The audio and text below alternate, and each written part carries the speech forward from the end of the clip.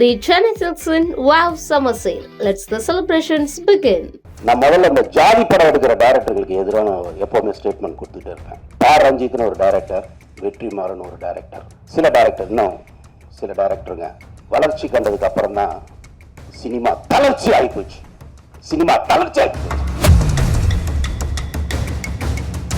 அது உண்மை இருக்கிறதா தெரியல எனக்கு.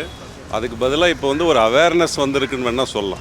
ரஞ்சித், மாரி செல்வராஜ் இவங்க வந்ததுக்கு அப்புறம் தான் ஜாதி பிரச்சனைகள் அதிகமாகிடுச்சு. ஒரு டைரக்டர் ஒரு கருத்து முன்வைக்கிறாருன்னா அவரோட வளர்ந்த பின்னணியே மெயினாக கணக்கு எடுத்துக்கணும். உளவியல் ரீதியாக அந்த டைரக்டர் இப்போது அவங்க சம்மந்தப்பட்டது அவர் எடுக்கிறாரு. ஸோ இந்த மாதிரி போட்டா போட்டி இந்த ஜாதி தூண்டிக்கிட்டு தான் இன்னும் இருக்குது. அது அவங்க சைலண்ட்டாக விட்டாலே அது எனக்கு தெரிஞ்சு ஸ்மூத்தாக நல்லா தான் இருக்கும். கீழே இருக்கிற மேலே வரான், அவங்களுக்கு அது செட் ஆகலை. வெற்றிமாறன் படம், ரஞ்சித் படம்லாம் பார்த்தீங்கன்னா அந்த உரிமைக்கான படமாக தான் இருக்குது. அது பெருமை பேச படமாலாம் இல்லை. நெருங்குடா பார்ப்போனோடனே அது ஜாதியாக பார்க்குறானுங்க. அது தப்பு யார் மேலே இருக்குது? நம்மகிட்ட கிடையாது, அவனுங்கிட்ட தான் இருக்குது.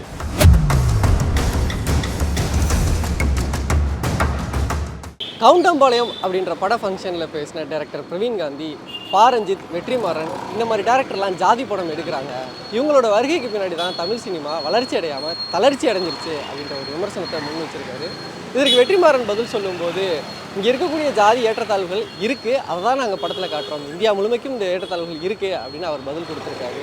ஸோ இதை பற்றி மக்கள் என்ன நினைக்கிறாங்கன்னு கேட்டு தெரிஞ்சுக்கலாம் வாங்க. கவுண்டம்பாளையம் அப்படின்னு ஒரு பட ஃபங்க்ஷனுக்கு போன பிரவீன் காந்தி, ரஞ்சித், வெற்றிமாறன் இந்த மாதிரி ஜாதி படம் எடுக்கிற டேரக்டர்னால தான் தமிழ் சினிமாவே அந்த வளர்ச்சி அடையாமல் போயிடுச்சு, இவங்கெல்லாம் ஜாதி படம் எடுக்கிறாங்கன்னு சொல்கிறாரு. அதை பற்றி என்ன நினைக்கிறேன்?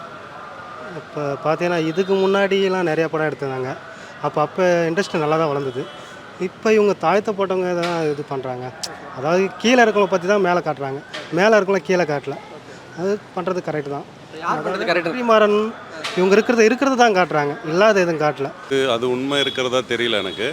அதுக்கு பதிலாக இப்போ ஒரு அவேர்னஸ் வந்திருக்குன்னு வேணால் சொல்லலாம். ஸோ அவங்க எடுக்கிற படங்கள் மூலமாக சில விஷயங்கள் முன்னால் நடந்தது, வரலாற்று நிகழ்வுகள் மூலமாக இப்போ தெரிய வருது இளைய தலைமுறைக்கு அப்படின்னு வேணால் எடுத்துக்கலாம். அது உண்மை தான். ரஞ்சித் தான் ரொம்ப ரஞ்சித், மாரி செல்வராஜ் இவங்க வந்ததுக்கு அப்புறம் தான் ஜாதி பிரச்சனைகள் அதிகமாகிடுச்சு. இவர் வடச்சென்னை பற்றி தான் எடுக்கிறார் வெற்றிமாறன்.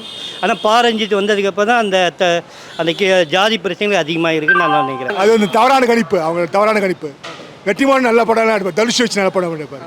ஒரு டைரக்டர் ஒரு கருத்து முன்வைக்கிறாருன்னா அவரோட வளர்ந்த பின்னணியே மெயினாக கணக்கு எடுத்துக்கணும். உளவியல் ரீதியாக அப்படி எடுக்கிறப்போ அவங்க அந்த கருத்தை முன்வைக்கிறாங்க. அவங்களுக்கு அதனால் அந்த தாக்கத்தை சமூகத்துக்கு காமிக்க விரும்புகிறாங்க. இப்போ ஜாதி பற்றி அவங்க பேசும்போது இப்போ ஆப்போசிட்டில் இருக்கிற ஜாதி அவங்க இப்போது யார் இன்னொரு அந்த டைரக்டர் இப்போது அவங்க சம்மந்தப்பட்டது அவர் எடுக்கிறாரு. ஸோ இந்த மாதிரி போட்டா போட்டி இந்த ஜாதி தூண்டிக்கிட்டு தான் இன்னும் இருக்குது. அது அவங்க சைலண்ட்டாக விட்டாலே அது எனக்கு தெரிஞ்சு ஸ்மூத்தாக நல்லா தான் இருக்கும். எல்லோரும் இப்போ ஜாதி பற்றிலாம் யாரும் பழகிறதில்ல. அந்த பார்த்தேன், நானும் யூடியூப்பில் அவர் பேசுனதை பார்த்தேன். முதல்ல சொல்லணும்னா அந்த படம் இருக்கு இல்லைங்களா, அது அந்த படத்துக்கு வந்த கூட்டமே முதல்ல ஒரு குப்பை கூட்டம். அந்த குப்பை கூட்டத்தில் அந்த படத்துக்கு ஹீரோவை வச்சு டைரக்ட் பண்ணதில்ல, பெரிய குப்பை. அதே ஒரு ஜாதி படம் தான் எடுக்குது. அது ஜாதி படம் கூட சொல்ல முடியாது. அதாவது ஜாதியில் நான் பட்ட துயரத்தை நீங்கள் உணருங்கன்னு சொல்கிறது வேறு, நான் தான்டா பருப்பு நீங்கள் அது தெரிஞ்சுக்கிட்டா சொல்கிறது வேறு. அது அந்த மாதிரி பெரிய குப்பை படம் எடுத்துகிட்டு அதுக்கு ஒரு 4 குப்பைங்களை கூப்பிட்டுருந்துச்சு. அதில் பெரிய குப்பை இது.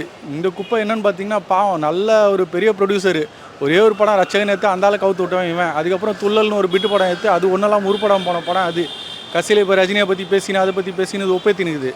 அந்தால பற்றி சொல்லணும்னா பிரவீன் காந்தியெல்லாம் பாவம், அந்தாளுக்கும் வயிறு சாப்பிடணும்ல, என்ன பண்ணுறது? இவங்க ஜாதி பெருமை எடுக்கல, இங்கே இருக்கக்கூடிய சிக்கலை தான் சொல்கிறோன்னு சொல்கிறாங்க. சிக்கல் சொன்னாலும் இவங்களால இந்த மாதிரி ஒரு ஜாதி இருக்குது, இவங்களை தாழ்த்தப்பட்ட ஜாதி தான் இவங்க நம்ப வைக்கிறாங்க. மேல் ஜாதியை ரொம்ப உயர்த்தி இவங்க ஜாதியை கீழே இறக்கணும்னு நினைக்கிறாங்க. ரஞ்சித்லாம் ரொம்ப ரொம்ப அதிகம் தான் ரஞ்சித் பண்ணுறது. மாரி செல்வராஜும் அவர் எடுக்கிற படம் எல்லாம் அப்படி தான் இருக்குது. இவர் வெற்றிமாறன் ஒரு ஆள் நல்ல படம் தான் எடுக்கிறாரு, அவரை பற்றி குறை சொல்ல முடியாது. ஏன்னா கீழே இருக்கிற மேலே வரான், அவங்களுக்கு அது செட் ஆகலை. இதுதான் ஆக்சுவலாக உண்மை. இப்போ எந்த ஒரு விஷயத்தையுமே விஷுவலாக நம்ம சினிமாவாகவும் அல்லது ஒரு தொலைக்காட்சியில் பார்க்குறப்ப ஆக்சுவல் ஃபேக்ட் அதில் இருக்காது. கற்பழிப்பு செய்திகள்லாம் எங்கள் எழுதுகிறப்ப எனக்கு ஒரு மனச்சங்கடம் என்னென்னா, அந்த பொண்ணு ஒரு தடவை தான் அந்த சம்பவத்துக்குள்ளே இருக்கிறான். எழுதுகிறப்ப மறுபடியும் அதே சம்பவம் நிகழ்த்துற மாதிரி தான் நான் நினைக்கிறேன். அது ஒரு ரொம்ப கஷ்டமான விஷயம். அதனால் இப்போ இதை விஷுவலாக காட்டும்போது திருப்பியும் அது காட்டுறப்போ ஆக்சுவல் ஃபேக்ட் பெரும்பாலும் அதில் இருக்காது. வெற்றிமாறன் படம், ரஞ்சித் படம்லாம் பார்த்தீங்கன்னா அந்த உரிமைக்கான படமாக தான் இருக்குது. அது பெருமை பேச படமாலாம் இல்லை. இப்போதைக்கு கரண்டில் இருக்கிற கஷ்டங்களில் அந்த பற்றி பெருமை பேச படமாக இருக்குது. வெற்றிமாறன் படம் கரெக்டாக தான் போயிட்டுருக்கு, அதெல்லாம் பிரச்சனை இருக்குது. வெற்றிமாறன் பற்றி பேசுறதுக்கு இவனுக்கு எந்த தகுதியும் கிடையாது. இவன் ஒரு குப்பை, இவன் எடுத்த படமும் ஒரு குப்பை. அதுதான் சொல்கிறாங்கல்ல, ரஞ்சித்தோ சரி வெற்றிமாறனோ சரி என்றைக்குமே சரி, நான் ஒரு ஜாதி வெறியை தூண்டுற படம் எடுக்கல. இது நாங்கள் பட்ட கஷ்டம் அப்படின்றாங்க. முன்னாடிலாம் தேவர் மகன், சின்ன கவுண்டர், எஜமான் மாதிரியான படங்கள்லாம் வந்துட்டு இருந்துச்சு தமிழ். அப்போல்லாம் விமர்சனம் பண்ணாதவங்க இப்போ பண்ணுறதை பற்றி என்ன நினைக்கிறீங்க? அதை பற்றி எனக்கு ஒன்றும் அதோட வித்தியாசம் தெரியல. பட் மேபி அது ஒரே ஒரு மீடியம் இருந்தது அப்போது.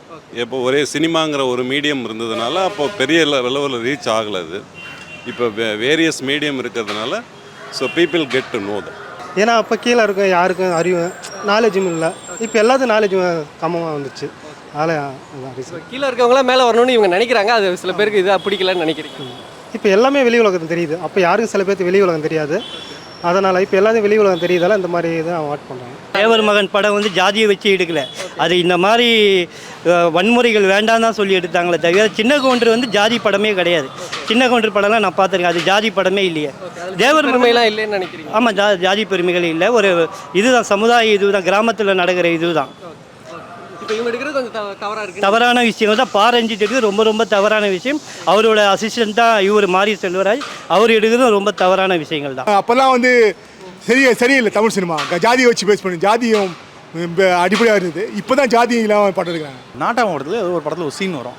அதில் வந்து அவர் விஜயகுமார் வந்து ரொம்ப பெருமையாக சொல்லுவார், அவங்களெல்லாம் பார்த்தியா, நம்மளெல்லாம் பார்த்தா கை கட்டி நிற்கிற கூட்டம் அது, அந்த கூட்டத்தை போய் இப்படி பண்ணிட்டல அப்படின்னு வானுங்க. ஸோ அப்படியெல்லாம் பண்ணின்னு இருக்கும்போது இவனுங்களுக்கு வந்து அப்படியே குழுன்னு இருந்துச்சு. இப்போ இவன் வந்து நானும் கால் மேலே கால் போடணும்னு சொல்லிட்டாங்க. பார்த்தீங்களா, இதுதான் அவனுங்களுக்கு பின்னாடி எரின்னு எரியுது. வேறு எதுவுமே கிடையாது. நெருப்புடா நெருங்குடா பார்ப்போனோடனே அது வந்து ஜாதியாக பார்க்குறானுங்க. அது தப்பு யார் மேலே இருக்குது? நம்மகிட்ட கிடையாது, அவனுங்கிட்ட தான் இருக்குது. நீங்கள் கேட்ட கேள்விக்கு சரியான விட என்னென்னு கேட்டால், உண்மை வந்து அவங்க காட்டுறது வந்து விஷுவலாக காட்டுறப்போ அவங்க வந்து அதுக்கான சமரசங்களை பண்ணி தான் காட்சி வடிவத்தில் காட்ட முடியும். அப்போ வந்து உண்மை வேறு. அப்போ உண்மை இன்னும் கொடூரமாக கூட இருக்கலாம்ல. இருக்கலாம். ரெண்டு விதமாகவும் இருக்கலாம். நான் முதல்ல இந்த ஜாதி படம் எடுக்கிற டைரக்டர்களுக்கு எதிரான எப்போவுமே ஸ்டேட்மெண்ட் கொடுத்துட்டே இருப்பேன். ஜாதியை சொல்லவே கூடாது, ஜாதியை பேசக்கூடாது. இங்கே யார் என்னன்னு எந்த சீட்டில் யார் உக்காந்துருக்கோன்னு யாருக்குமே தெரியாது.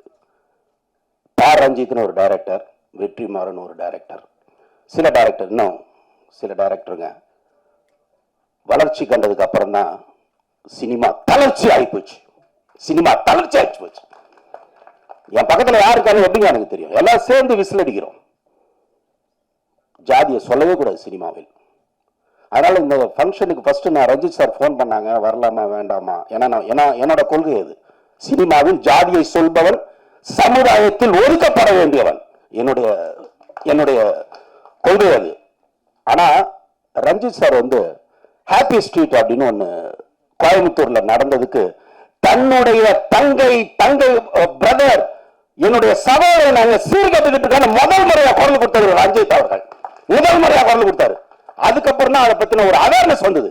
அப்ப என்னன்னா, ரஞ்சித்துக்கு என் எதிர்காலத்தில் என் சகோதரன் கெட்டு போயிடக்கூடாது, என்னுடைய கலாச்சாரத்தை தூக்கி பிடிக்க நான் குரல் கொடுப்பேன் என்று கொடுத்த ஒரு ரஞ்சித் நிச்சயமா நல்ல படம் எடுத்திருப்பார். அது ஜாதியை பின்னணியில் வைத்திருந்தாலும் அது நல்ல படமாக, சமுதாயத்துக்கு கருத்து சொல்லக்கூடிய படமாகத்தான் இருக்க வேண்டும்.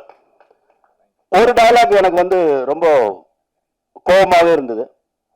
விவசாயி அவன் நிலத்துல மட்டும் விதைக்கிறவன் இல்லை, நிலத்துல மட்டும் எதையும் சேரவன் இல்லை, பொண்ணுங்களோட வயிற்றுல செய்ய அப்படிங்கிற ஒரு வார்த்தை இருக்குல்ல.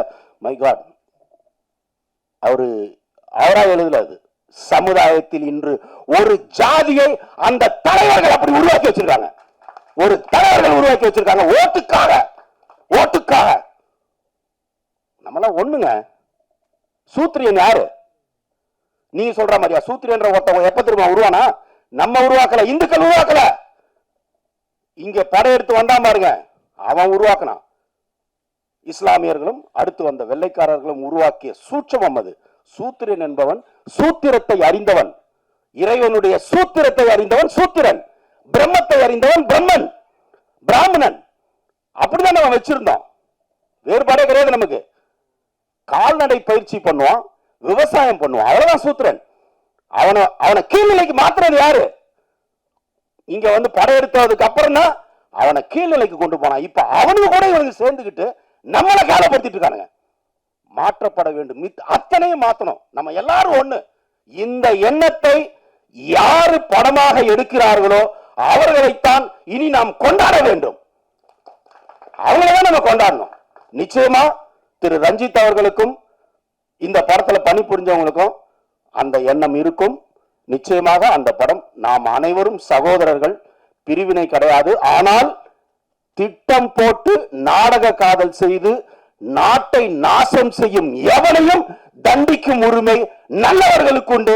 அந்த நல்லவர் லிஸ்ட்ல ரஞ்சித் வந்து இருக்காருன்றது எனக்கு நம்பிக்கை இருப்பதனால் நிச்சயமாக இந்த படம் நல்ல படமாக அமைந்து மாபெரும் வெற்றி அடையும். ஒரு விழிப்புணர்ச்சியை, ஒரு மறுமலர்ச்சியை இந்த படம் ஏற்படுத்தும் என்று நம்பிக்கை இருக்கிறது. சமுதாயத்தில் ஜாதி என்ற விலங்கு இருக்கிறது இல்ல, அந்த விலங்க பொன் விலங்கில் அறிமுகமான என் நண்பர் ரஞ்சித் அந்த ஜாதி வலயத்தை உடைப்பார் என்று நம்பி ஆசீர்வதித்து இந்த படம் மாபெரும் வெற்றியில் நான் இதே மாதிரி பேசுவேன்னு நம்பிக்கையோட உங்ககிட்ட இருந்து விடைபெறேன். நன்றி, வணக்கம். The Chennai Silks in Wow Summer Sale. Let's the celebrations begin.